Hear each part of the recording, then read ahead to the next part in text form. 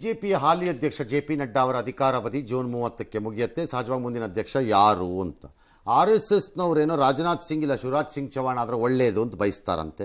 ಮೋದಿ ಅಮಿತ್ ಶಾ ಅವರು ಪ್ರಧಾನ ಕಾರ್ಯದರ್ಶಿಯಾಗಿರೋ ವಿನೋದ್ ತಾವಡೆ ಇಲ್ಲ ಸುನೀಲ್ ಬನ್ಸಲ್ ಯಾರನ್ನಾರು ಮಾಡ್ಬೋದಾ ಅಂತ ಒಲವು ತೋರಿಸ್ತಿದಾರಂತೆ. ಒಟ್ಟಲ್ಲಿ ಯಾರೋ ಒಬ್ಬರನ್ನ ಮಾಡ್ತಾರೇನೋ, ಇಬ್ಬರು ಮಾತಾಡ್ಕೊಂಡು ಮಾಡಬೇಕು, ಬೇರೆ ದಾರಿ ಇಲ್ಲ. ಈ ಮಧ್ಯೆ ಮೇಲ್ಮನೆಯ ನಾಯಕರಾಗಿ ಜೆ.ಪಿ. ನಡ್ಡಾ ಅವರು ಇವತ್ತು ಆಯ್ಕೆಯಾಗಿದ್ದಾರೆ. ನಾಳಿದ್ದು ಸ್ಪೀಕರ್ ಚುನಾವಣೆ, ನಾಳೆ ಅಲ್ಲ ನಾಳಿದ್ದು. NDA ಅಭ್ಯರ್ಥಿ ಹಾಕಲೇಬೇಕು, ಅವ್ರು ಗೆದ್ದುಕೊಳ್ಳೇಬೇಕು. ಸ್ಪೀಕರ್ ಚುನಾವಣೆಯಲ್ಲಿ ಸೋತ್ರೆ ಸರ್ಕಾರದ ಬಹುಮತ ಇಲ್ಲ ಅಂತ ಅರ್ಥ.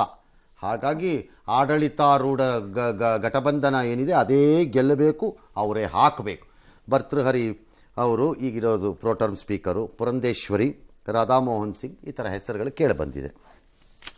ಇನ್ನು ನಾಳೆ ತುರ್ತು ಪರಿಸ್ಥಿತಿಯ ಕರಾಳ ನೆನಪಿಗೆ ಭರ್ತಿ 50 ವರ್ಷ. ಸಂಸತ್ ಅಧಿವೇಶನಕ್ಕೂ ಮುನ್ನ ಮಾತನಾಡಿದ ಮೋದಿ, ದೇಶದ ಪ್ರಜಾತಂತ್ರ ಇತಿಹಾಸದಲ್ಲಿ ತುರ್ತು ಪರಿಸ್ಥಿತಿ ಒಂದು ಕಪ್ಪು ಚುಕ್ಕಿಯಂತೆ ಉಳಿದು ಹೋಗಿದೆ.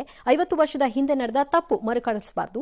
ಈ ದೇಶಕ್ಕೆ ಒಳ್ಳೆಯ ಜವಾಬ್ದಾರಿಯುತ ವಿಪಕ್ಷ ಅಗತ್ಯ ಇದೆ ಅಂತ ಹೇಳಿದರು. ಇದಕ್ಕೆ ತೀಕ್ಷ್ಣವಾಗಿ ಉತ್ತರಿಸಿರುವಂತಹ ಮಲ್ಲಿಕಾರ್ಜುನ ಖರ್ಗೆ, ಇಂದಿರಾ ಗಾಂಧಿ ತುರ್ತು ಪರಿಸ್ಥಿತಿಯನ್ನ ಬಹಿರಂಗವಾಗಿ ಘೋಷಿಸಿ ಜಾರಿ ಮಾಡಿದ್ರು, ಆದರೆ ನೀವು ಘೋಷಿಸದೆ ಅದನ್ನ ಜಾರಿಯಲ್ಲಿಟ್ಟಿದ್ದೀರಿ ಅಂತ ಹೇಳಿದರು. ಇನ್ನು ತುರ್ತು ಪರಿಸ್ಥಿತಿ ಹೇರಿದ ಕಾಂಗ್ರೆಸ್ ಕ್ಷಮೆ ಕೇಳಬೇಕು ಅಂತ ಆಗ್ರಹಿಸಿ ರಾಜ್ಯದ ಎಲ್ಲೆಡೆ ಬಿಜೆಪಿ प्रतिभटने ನಡೆಸಿತು. भारत की नई पीढ़ी इस बात को कभी नहीं भूलेगी कि भारत के संविधान को पूरी तरह नकार दिया गया था, कि भारत में फिर कभी कोई ऐसी हिम्मत नहीं करेगा जो ಡಿಕ್ಲೇರಿಂಗ್ ಎಮರ್ಜೆನ್ಸಿ ಡಿಕ್ಲೇರಿಂಗ್ ಅಂತಂದ್ರೆ ಹಂಗೆಲ್ಲ ನಡೆಯಲ್ಲ.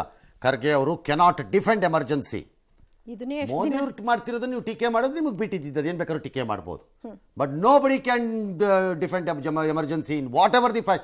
ಯಾವುದೇ ರೂಪ ಸ್ವರೂಪ ಪಾತ್ರದಲ್ಲಿ ಅದನ್ನು ಡಿಫೆಂಡ್ ಮಾಡಕ್ಕೆ ಬರಲ್ಲ ನೀವು. Emergency is emergency. ಈ ದೇಶದ ಸಂವಿಧಾನಕ್ಕೆ ಆವತ್ತಿನ ದಿನ ತಂದಿಟ್ಟಿದ್ದಂಥ ಬಹುದೊಡ್ಡ ಕಂಟಕಾನೇ ಅದು, ಅದರಲ್ಲಿ ಯಾವ ಅನುಮಾನನೂ ಇಲ್ಲ.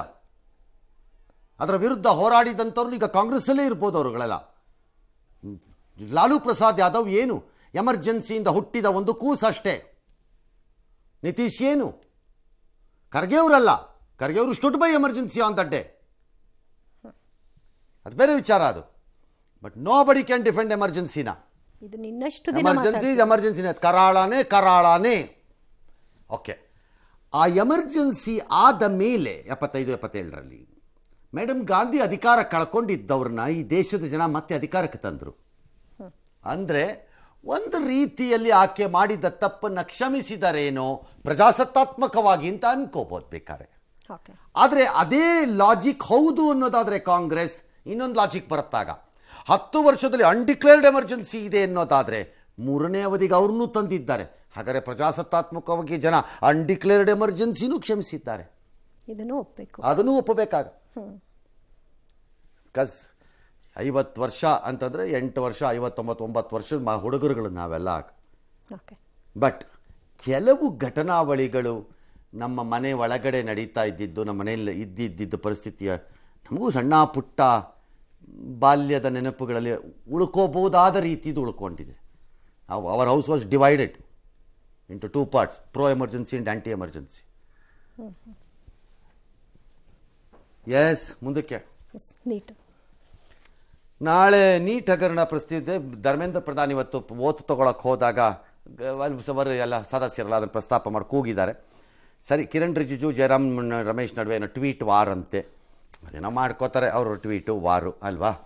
ಹಾಂ, ಇನ್ನು RJDಯ ತೇಜಸ್ವಿ ಯಾದವ್ ದೇಶ್ ಜಂಗಲ್ ರಾಜ್ ಆಗಿದೆ ಅಂತ. ಬಿಹಾರದ ತೇಜಸ್ವಿ ಯಾದವ್ ಬಿಹಾರದ ಜಂಗಲ್ ರಾಜ್ ದೇಶಕ್ಕೆ ಹೇಳ್ತಿದ್ದಾರೆ. ವಂಡರ್ಫುಲ್. ಈ ಮಧ್ಯೆ ನೀಟ್ ಹಗರಣದ ತನಿಖೆಯಲ್ಲಿ CBI ಬಿಹಾರ ಗುಜರಾತ್ಗೆಲ್ಲ ತೊಗೊಂಡೋಗಿದೆ. 110 NTA ವಿದ್ಯಾರ್ಥಿಗಳನ್ನು ಡಿಬಾರ್ ಮಾಡಲಾಗಿದೆ. ಮುಂದೆಲ್ಲ CCTV ಕ್ಯಾಮ್ರಾ ಬಳಸ್ತೀವಿ ಅಂತೆಲ್ಲ ಹೇಳ್ಕೊಂಡಿದ್ದಾರೆ. ಉಪ್ಪಿಂಗ್ ಹಾಕೊಂಡು ನೆಕ್ಕಳಿ CCTV ಕ್ಯಾಮ್ರಾನ.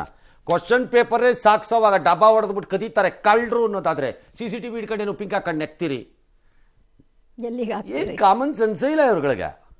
ಅವನು ಯಾವನ ಹೇಳ್ತಾನಂತೆ ಕಂತ್ರಿ 24 ವರ್ಷದಿಂದ ಈ ಬಿಸ್ನೆಸ್ಸಲ್ಲಿ ಇದ್ದೀನಿ ಅಂತ. ಬಿಸ್ನೆಸ್ ಕ್ವಶನ್ ಪೇಪರ್ ಲೀಕಲ್ಲಿ ಅವನ ಕರ್ನಾಟಕದಲ್ಲಿ ನಡೆದಾಗಲೂ ಹಿಂದೆ ಇಲ್ಲ. ಅವನು ಯಾವನ ಹೇಳಿದ್ದ, ನಾನು ಇದನ್ನು 10 ವರ್ಷದಿಂದ ಮಾಡ್ತಾ ಇದ್ದೀವಲ್ಲ ಇದನ್ನ ಅಂತ. ಹೊಸದೇನಲ್ಲ ನಮಗಿದು ಅಂತ. ಅದರಿಂದ ಕ್ವಶನ್ ಪೇಪರ್ನ ಎಲಿಮಿನೇಟ್ ಮಾಡೋದು ಹೆಂಗೆ ಅಂತ ಮಾತಾಡಲ್ಲ. CCTV ಹಾಕ್ತೀವಿ, ಬಂದೂಕು ಹಿಡ್ಕೊಂಡ್ರೆ ಪೊಲೀಸ್ ಹಾಕ್ತೀವಿ, ಗುರಿ ಇದೆ AI ಪುರಿ ಇದೇ ಆಗೋಯ್ತು ಬುರ್ಡೆ ದಾಸರು ತಂದು.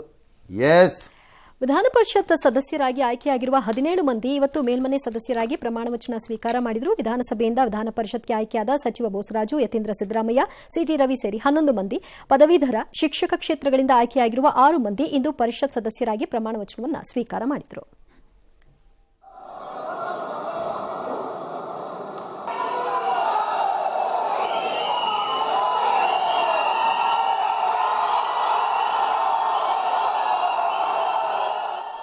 ಅಂಗನವಾಡಿ ಕೇಂದ್ರಗಳನ್ನು ಮಾಂಟೆಸರಿಯಾಗಿ ಮಾಡೋಕ್ಕೆ ತೀರ್ಮಾನಕ್ಕೆ ಸರ್ಕಾರ ಬಂದಿದೆಯಂತೆ.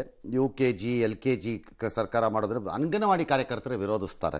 ಏಕೆ ಅವ್ರಿಗೆ ಕೆಲಸಕ್ಕೆ ತೆಗೆದಾಕ್ಬಿಡ್ತಾರೆ ಅಂತ ಭಯ ಏನೋ. ಎಲ್ಲ ಮಕ್ಕಳು ಅಲ್ಲಿಗೆ ಹೋದ್ರೆ ಅಂಗನವಾಡಿಗೆ ಬರಲ್ಲ ಮಕ್ಕಳು, ಅವಾಗ ಆಟೋಮೆಟಿಕ್ ಟೀಚರ್ಸ್ನೇ ಅಲ್ಲಿಗೆ ಹಾಕ್ಬಿಟ್ರೆ ಆಯ್ತು, ಅವ್ರು ಟ್ರೈನ್ ಮಾಡಿದ್ರೆ ಆಯ್ತಾರೆ ಅಷ್ಟೇ. ಆ ಥರ ಮಾಡ್ಕೋಬೇಕು. ಯಾರೋ ಒಬ್ಬರು ಜಾಬ್ ಉಳಿಸಕ್ಕೆ ಇನ್ನೇನೋ ಮಾಡಬಾರ್ದು ಅಂತ ಯಾರೋ ಹೇಳಬಾರ್ದು. ಪ್ರಯತ್ನಗಳಾಗಬೇಕು. ಅವ್ರನ್ನೇ ಅಲ್ಲಿಗೆ ಟ್ರೈನ್ ಅಪ್ ಮಾಡೋದು ಅಥವಾ ಅವ್ರನ್ನೇ ಅಲ್ಲಿಗೆ ಹಾಕೋದು. ಅವ್ರ ಕೆಲಸ ಏನೀಗ ಅಂಗನವಾಡಿ UKG LKG ಏನಪ್ಪ ಮಾಡಿಸ್ತೀರಿ ಭಾಳ ದೊಡ್ಡದು ಅಂದರೆ ಆಟ ಆಡಿಸೋದು ಮಕ್ಕಳಿಗೆ. A for apple, B for ball ಅಂತ ಹೇಳ್ಕೊಡೋದು ಅಷ್ಟೇ ತಾನೆ. ನೀನು ಹೇಳಿಸ್ತೀರಿ ಅದ್ರ ಮೇಲೆ 2 ರೈಮ್ ಹೇಳಿಸೋದು, 1 2 3 ಅಂತ ಬರ್ಸಿಸೋದು ಅಷ್ಟೇ ತಾನೆ. ಅಷ್ಟೇ ಆಗೋದು. ಮತ್ತೆ ಸರಿ, ಈಗೇನೋ ಅಷ್ಟು ಮಾಡ್ತಾರಂತೆ. ಅಂಗನವಾಡಿ ಕಾರ್ಯಕರ್ತೆಯಿಂದ ತೆಗೆಯಲ್ಲ ಕೆಲಸದಿಂದ ಅಂತ ಸಚಿವೆ ಹೇಳಿದ್ದಾರೆ. ಯಾರು? ಲಕ್ಷ್ಮೀ ಹೆಬ್ಬಾಳ್ಕರ್. ಓಕೆ, 9,000 ಅಂಗನವಾಡಿಗಳಲ್ಲಿ LKG ಮಾಡಿ ಸಮವಸ್ತ್ರ, ಶೂ, ಬ್ಯಾಗ್ ಕೊಡ್ತೀವಿ ಅಂತ ಹೇಳಿದ್ದಾರೆ. ಅಯ್ಯೋ ಮೇಡಮ್, ಫಸ್ಟ್ ಈಗ ಕೊಡಬೇಕಾಗಿರೋ ಮಕ್ಳಿಗೆ ಶೂ, ಸಮವಸ್ತ್ರ ಎಲ್ಲ ಕರೆಕ್ಟಾಗಿ ಕೊಡ್ರಿ. ನಿಮ್ಮ ಗ್ಯಾರಂಟಿಗಳ ಮಧ್ಯದಲ್ಲಿ ಎಗರೋಗ್ಬಿಟ್ಟಿದ್ದೀವಿ. ಅವರೇ ಗೋಳಾಡ್ತಿದ್ದಾರೆ. ನಿಮ್ಮ ಡಿಪಾರ್ಟ್ಮೆಂಟ್ದು ಇದೆ, ಗೃಹಲಕ್ಷ್ಮಿ ಕೊಡ್ಸಿದ್ದೀರಲ್ಲ, ಕಾಸು ಬರಲ್ಲ ನೋಡಿ. ಈಗ ಎಲೆಕ್ಷನ್ ಟೈಮಲ್ಲಿ 2 ತಿಂಗಳು ಕೊಡ್ಸಿದ್ದೀರಿ, ನೋಡ್ಕೊಳ್ಳಿ ನೆಕ್ಸ್ಟ್ 3 ತಿಂಗಳು ಕೊಡ್ತೀರಾ ಅಂತ ಫಸ್ಟು. ತಜ್ಞರ ಕಮಿಟಿಯನ್ನು ಒಂದು ನೇಮಕ ಮಾಡಿ ತಜ್ಞರ ಕಮಿಟಿಯ ಒಂದು ಅಧ್ಯಯನ ಆದ ಮೇಲೆ ಮತ್ತೆ 2 ಇಲಾಖೆಗಳು ಕೂತ್ಕೊಂಡು ತಮಿಳುನಾಡಿನಲ್ಲಿ ಕಳ್ಳಭಟ್ಟಿ ದುರಂತಕ್ಕೆ 58 ಮಂದಿ ಬಲಿಯಾಗಿದ್ರು. ಎಐಸಿಸಿ ಅಧ್ಯಕ್ಷ ಮಲ್ಲಿಕಾರ್ಜುನ ಖರ್ಗೆಗೆ ಪತ್ರ ಬರೆದಿರುವ ಬಿಜೆಪಿ ರಾಷ್ಟ್ರಾಧ್ಯಕ್ಷ ಜೆಪಿ ನಡ್ಡಾ ಕಳ್ಳಭಟ್ಟಿ ದುರಂತದ ಬಗ್ಗೆ ಕಾಂಗ್ರೆಸ್ ಮೌನ ಯಾಕೆ ಅಂತ ಪ್ರಶ್ನಿಸಿದ್ರು. ಖರ್ಗೆ ಅವರೇ, ದುರಂತದಲ್ಲಿ ಮಡಿದವರು ದಲಿತರು, ಬಡವರು, ಇದು ನಿಮ್ಮ ಹೃದಯಕ್ಕೆ ತಾಕ್ಲಿಲ್ವಾ ಅಂತ ಪ್ರಶ್ನೆ ಮಾಡಿದ್ರು. ಇನ್ನು ಪ್ರಕರಣವನ್ನು ಸಿಬಿಐಗೆ ವಹಿಸಬೇಕು ಅಂತ ಕೇಂದ್ರ ಸಚಿವೆ ನಿರ್ಮಲಾ ಸೀತಾರಾಮನ್ ಆಗ್ರಹಿಸಿದ್ದಾರೆ.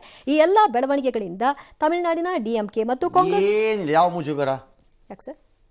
ಅರೆ, ಬಿಜೆಪಿ ಏತರ ಸರ್ಕಾರಗಳಿದ್ದ ಜಾಗದಲ್ಲಿ ಆದ್ರೆ ಅದು ಘಟನೆನೇ ಅಲ್ಲ. ಅದು ಹೇಗಾಗುತ್ತೆ ಸರ್? ನಾವಿದೀವ್ರಿ ಅಲ್ಲ, ನೀವಿದ್ದಾಗ ಹೌದು. ನಾಚಿಕೆಗೇಡು ಒಂದು ರಾಷ್ಟ್ರೀಯ ಪಕ್ಷ ಆಗಲಿ ಅಥವಾ ಯಾವುದೇ ಸರ್ಕಾರಗಳಾಗಲಿ, ಅಲ್ಲಿ ಸತ್ತಿರೋರು ಇದೇ ಬೇರೆ ಕಡೆ ಎಲ್ಲರೂ ದಲಿತರದ್ದು ಅಥವಾ ಹಿಂದುಳಿದವ್ರದ್ದು ಬಡವ್ರದ್ದು ಆಗಿದ್ರೆ ಏನು ಮಾಡ್ತಿದ್ರಿ? ಜಸ್ಟ್ ಫಾರ್ ಎಕ್ಸಾಂಪಲ್ ಏನು ಮಾಡ್ತಿದ್ರಪ್ಪ? ಲಬ ಅಂದ್ಬಿಡ್ತೀವಿ. ಈಗ ಜೂನಿಯರ್ಗೆ ಪ್ರಿಯಾಂಕರ್ಗೆ ಹೇಳ್ರಿಪ್ಪ ಬಂದು, ಯಾಕೆ ನಿಮ್ಮ ಮೌನ, ಇದನ್ನ ಮಾತಾಡಿ ಅಂತ ನಿಮ್ಮ ಮೌನ ಅದೇ ಕೇಳಲ್ಲ. ಅಲ್ಲಿ ಸತ್ತಿರೋಲ್ಲ ಮನುಷ್ಯರಲ್ಲ, ಅವರೆಲ್ಲ ಮಾತಾಡಲ್ಲ. This is the problem with our political ಪಾರ್ಟಿಗಳು. ತಾವು ಮಾಡಿದ ಸರಿ ನಮ್ಮ ಕಡೆ ಆದಾಗ ನಮಗೆ ಗೊತ್ತಿಲ್ಲ, ರಿಯಾಕ್ಟ್ ಮಾಡಲ್ಲ. ಹೆಣ್ಮಕ್ಳ ವಿಚಾರದಲ್ಲಿ ಏನೋ ಗಲಾಟೆ ಆಯಿತು ಅಂದರೆ ವೆಸ್ಟ್ ಬೆಂಗಾಲ ದೊಡ್ಡ ಗಲಾಟೆ ಬಿಜೆಪಿಯವರು ಎಬ್ಬಿಸ್ಬಿಡ್ತಾರೆ. ಇನ್ಯಾವುದೋ ಜಾಗದಲ್ಲಿ ರೇಪ್ ಮಾಡಿದವ್ರನ್ನ ಬಿಡುಗಡೆ ಮಾಡಿದ್ರೆ ನಮಗೇನು ಗೊತ್ತೇ ಇಲ್ಲ ಅನ್ನೋ ಟೈಪಲ್ಲಿ ಇರ್ತಾರೆ ಬಿಜೆಪಿಯವರು. ಇವ್ರು ಕಾಂಗ್ರೆಸ್ನವರು ತಮ್ಮ ರಾಜ್ಯಗಳಲ್ಲಿ ಏನಾರಾದ್ರೆ ನಮಗೇನು ಗೊತ್ತೇ ಇಲ್ಲಪ್ಪ, ಹಂಗೂ ಆಯ್ತಾ, ಯಾವಾಗ ಆಯ್ತದು ಅಂತಾರೆ. ಗೊತ್ತೇ ಇಲ್ಲದೆ ಡ್ರಾಮಾ ಮಾಸ್ಟರ್ಗಳು ಇನ್ನೆಲ್ಲ ಹೋದ್ರಾಗೆ ಇಲ್ಲ ಬಲ ಬಲ ಬಲ ಬಲ ಬಲ ಅಂದ್ಬಿಡ್ತಾರೆ. ಒಂದೇ ಸರಿಗೆ ಏನೋ ದೇಶನೇ ಬಿದ್ದೋಯ್ತು ಅನ್ನೋ ಥರ. ಇವರೇ ಉಳಿಸೋ. ಎಸ್, ಕೇಜ್ರಿವಾಲ್ಗೆ ಸುಪ್ರೀಂ ಕೋರ್ಟಲ್ಲಿ ರಿಲೀಫ್ ಕೊಟ್ಟಿಲ್ಲ. ಅವ್ರು ಹೇಳಿದ್ರು ಸುಪ್ರೀಂ ಕೋರ್ಟ್ನವರು, ಹೈಕೋರ್ಟ್ ತೀರ್ಮಾನ ತಗೊಳ್ಳೋವರೆಗೂ ಕಾಯಿರಿ ಸ್ವಲ್ಪ ಅಂತ. ನಾಳೆ ಇದೆ, ಮಧ್ಯಾಹ್ನ ತೀರ್ಪು ಕೊಡುತ್ತೆ ದೆಹಲಿ ಹೈಕೋರ್ಟು. ಅದೇನು ತೀರ್ಪು ಬರುತ್ತೋ ಆ ಪ್ರಕಾರ ಆಗತ್ತೆ, ಅದನ್ನು ನಡ್ಕೋಬೇಕಾಗತ್ತೆ ಎಲ್ಲರೂ ಅಷ್ಟೇ. ತಾತ್ಕಾಲಿಕ ತಡೆಯಾಗಿ ಪ್ರಶ್ನಿಸಿ ಇವ್ರು ಹೋಗಿದ್ರು ಕೋರ್ಟ್ಗೆ. ಎಸ್, ಕೆಮಿಕಲ್ ಮಿಶ್ರಿತ ಕೃತಕ ಬಣ್ಣಗಳ ಬಳಕೆಗೆ ಕಡಿವಾಣ ಹಾಕಲು ರಾಜ್ಯ ಸರ್ಕಾರ ಪ್ರಯತ್ನ ನಡೆಸ್ತಾ ಇದೆ. ಇತ್ತೀಚೆಗಷ್ಟೇ ಕಾಟನ್ ಕ್ಯಾಂಡಿ, ಗೋಬಿಗೆ ಕಲರ್ ಹಾಕೋದನ್ನ ಬ್ಯಾನ್ ಮಾಡಿತ್ತು. ಈಗ ಕಬಾಬ್ಗೂ ಕೂಡ ಬಣ್ಣಗಳನ್ನು ಹಾಕೋದನ್ನ ಬೇಡ ಅಂತ ಹೇಳಿ ಆದೇಶ ಮಾಡಿದೆ. ಇದೇನಾದರೂ ನಿಯಮ ಉಲ್ಲಂಘನೆ ಮಾಡಿದ್ರೆ 7 ವರ್ಷ ಜೈಲು, 10 ಲಕ್ಷ ದಂಡವನ್ನು ಕೂಡ ತೆತ್ತಬೇಕಾಗತ್ತೆ.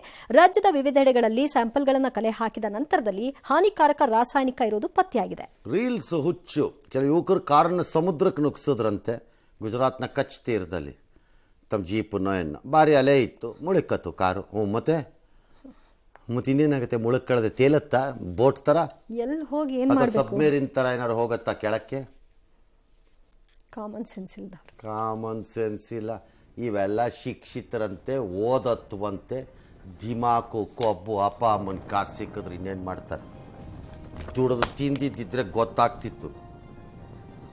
ಇನ್ನೇನು ಹೇಳಿ ಮತ್ತೆ ಶೋಕಿ ಅಥವಾ ಒಂದು ಬೇಸಿಕ್ ನಮ್ರತೆ ಅನ್ನೋದೊಂದು ಇರಬೇಕಪ್ಪ. ಶೋಕಿ ಇದಾ ಶೋಕಿ? ಹೋಗ್ಲಿ ಬಿಡ್ರಿ, ಎತ್ತಕ್ಕೂ ಆಗ್ಬಾರ್ದು, ಅದು ಹಂಗೆ ಬಿದ್ದು ಹೋಗ್ಬಿಡ್ಬೇಕು, ಇದ್ರಷ್ಟು ಹೋಗ್ಬೇಕದು. ಹೋದ್ರೇನಾಯ್ತು, ಅವರಪ್ಪ ಇನ್ನೊಂದು ಕೊಡಿಸ್ತಾರೆ.